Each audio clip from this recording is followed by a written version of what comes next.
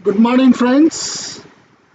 आज है 12 तारीख नवंबर 2020 का।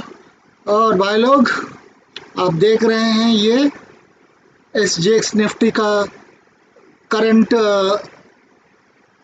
चार्ट। और इसमें देख रहे हैं कि उन्होंने मॉर्निंग ऑलमोस्ट 12,775 के पास स्टार्ट किया और इसने नीचे आया 12,000 12,717 तक। तो इससे हमें थोड़ी बहुत गिरावट की आशा तो लग रही है।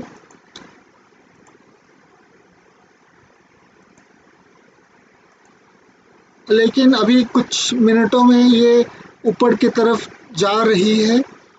बट जैसे ये अपना प्राइस एक्शन बना रहा है, इस हिसाब से मुझे नहीं लगता है कि ये ज़्यादा रिटेन कर पाएगा अपनी ऊंचाइयों को और वापस नीचे जा सकता है।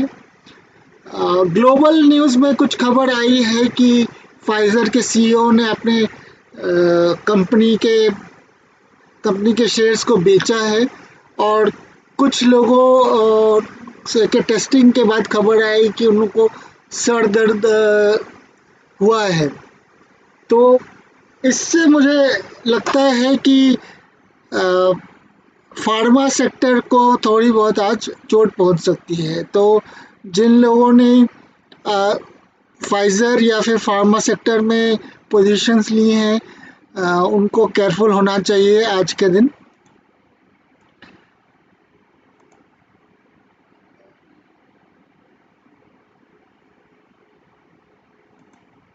और अभी हम थोड़े बहुत अपने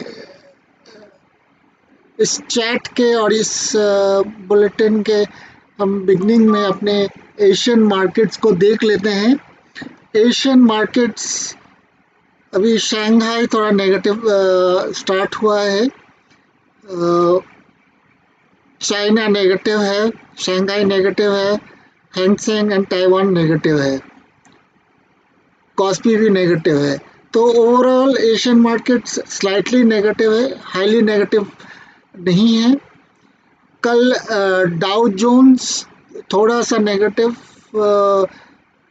बंद हुआ था, बट S&P एंड नैस्डैक जो प्रीवियस डे मतलब परसों नेगेटिव था, आज पॉजिटिव क्लोज हुआ है। ये टेक या फिर IT कंपनीज हैवी है, इसलिए आज IT कंपनीज के लिए अच्छी खबर हो सकती है। जिन्होंने IT कंपनीज जैसे TCS इन्फोसिस में होल्डिंग्स हैं, उनके लिए अच्छी खबर हो सकती है।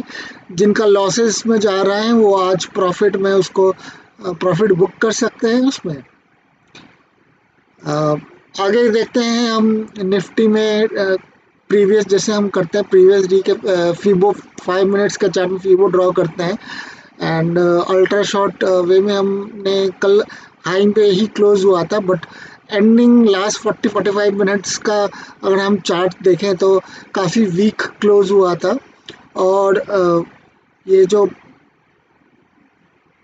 ऑलमोस्ट 130 से जो चढ़ावट हुई थी, वो आफ्टर 2 o'clock काफ़ी वीकनेस दिखा रहा था। और मुझको लगता है कि based on the max pain आज जो एक्सपायरी होगा वो 12,550 के आसपास हो सकता है, जो कि ऑलमोस्ट अगर 5,550 के आसपास हुआ, जो कि 200 पॉइंट है। तो मैं गारंटी तो नहीं दे सकता हूँ, बट विथ फुल प्रोबेबिलिटी हमको ऑलमोस्ट 200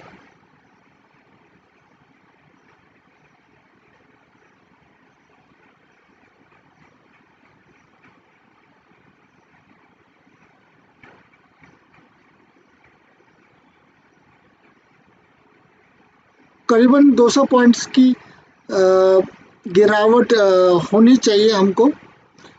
तो आप अगर शॉर्ट कर रहे हैं तो इस चीज़ का ध्यान रखें कि 210 पॉइंट की ऑलमोस्ट का हो सकती है कि अगर आप लॉन्ग जा रहे हैं तो हो सकता है कि chances of going down is more because max pain is at 12,550, PCR भी मोर देन 1 है, तो आज शॉर्ट के तरफ ज़्यादा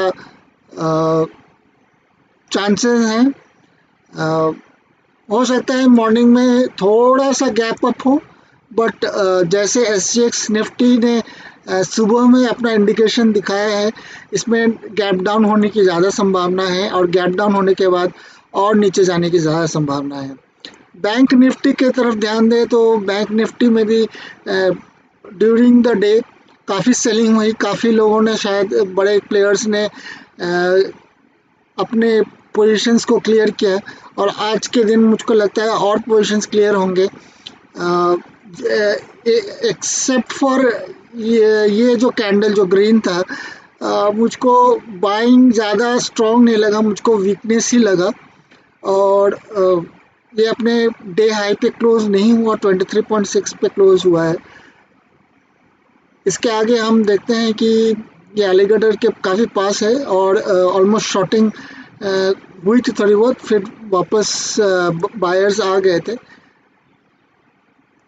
अब जैसे मैंने कहा था कि ये डेली चार्ट्स में हम देख रहे हैं कि 20 EMA से काफ़ी दूर है, और 20 EMA से दूर होने के कारण इसमें गिरावट की चांसेस रह सकती है। तो ऑलमोस्ट 20 EMA से 641 पॉइंट से दूर है, इसलिए 641 की तो मैं मिनिमम गारंटी नहीं, व्यू दे ही सकता हूँ, बट मेरे हिसाब से और ज़्यादा गिरावट हो सकती है in coming days. And bank Nifty में भी सिमिलरली व्यू पॉइंट मेरा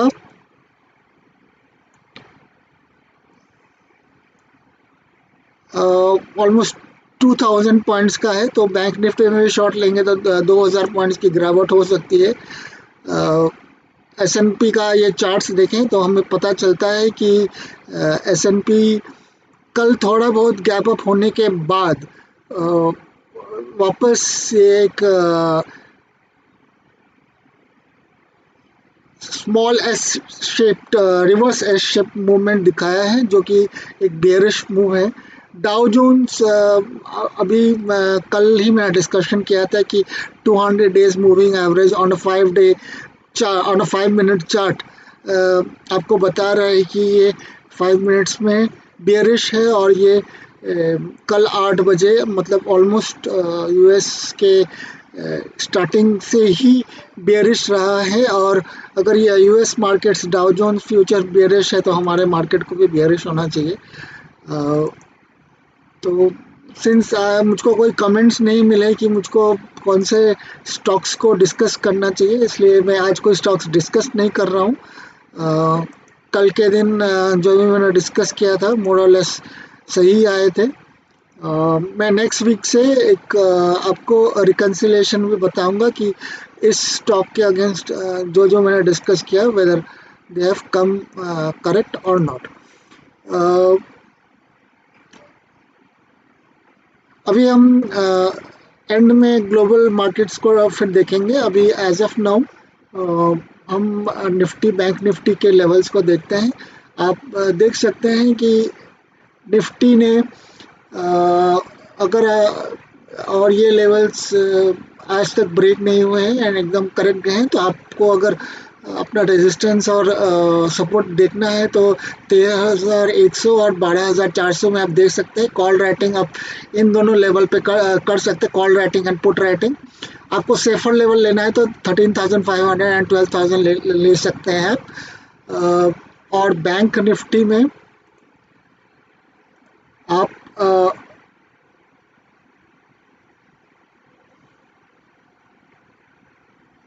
30,000 और 27,000 का रेजिस्टेंस एंड सपोर्ट ले सकते हैं, और हायर लेवल पे 31,200 और 26,700 का ले सकते हैं। तो सिमिलरली आपका call writing and put writing हो सकता है। हम will since it is 4 minute बाकी है मार्केट ओपनिंग में, तो हम अपने प्री ओपनिंग चार्ट देखेंगे। तो उसके पहले हम कुछ ग्लोबल मार्केट का एंड में डिस्कशन कर लेते हैं। SGX निफ्टी को भी हम ध्यान में रखते हैं कि कैसे चल रहा है। SGX निफ्टी अभी 12,743 में चल रहा है, जो कि हमारे कल के एनएससी क्लोजिंग से कुछ पॉइंट नीचे है, तो गैप डाउन हो सकता है।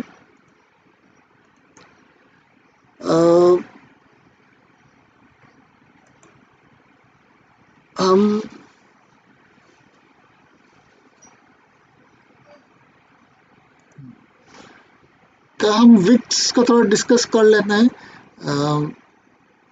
S&P 500 में, sorry, S&P 500 Vicks, even though ये थोड़ा सा कूल ऑफ हो रहा है, ये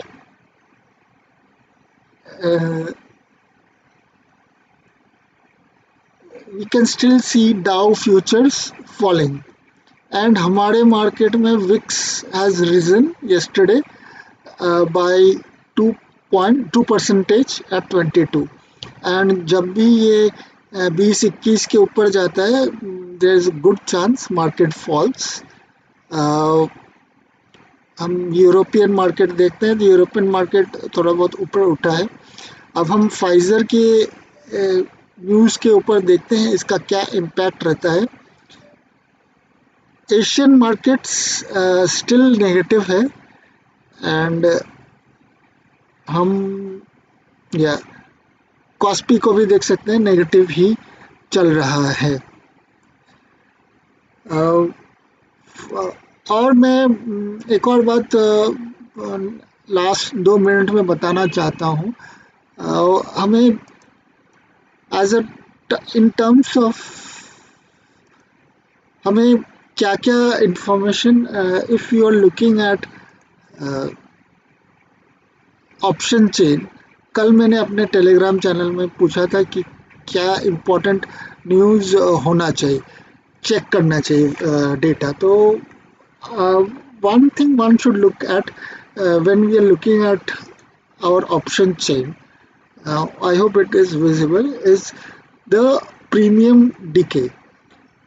That जहाँ पे भी हमारा premium, suppose this is 12,700, if we see the premiums last traded price and this premium falling, and suppose the put premium increasing, that means sellers are finding it difficult to sell at lower prices and buyers are buying at higher prices, means or rather sellers are selling it at higher prices, means we are buyers are buying it at higher prices and sellers are selling at higher prices, means there is going to be a market fall at the put side. And if callers at the call side,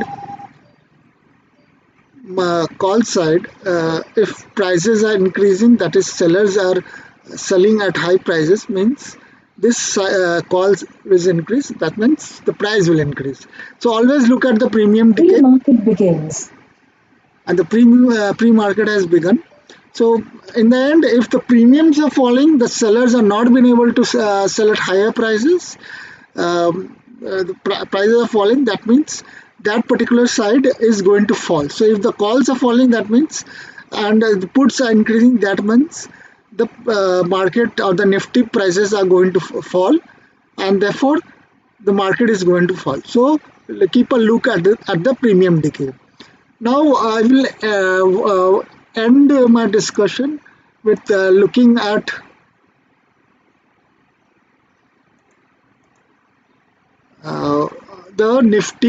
the Nifty pre-market, and you can see it opened high at about 12,943, but you can see the reddish candle, and of course it seems that it is going to come even down, and probably it will close today by the time pre-open closes below the yesterday's closing price.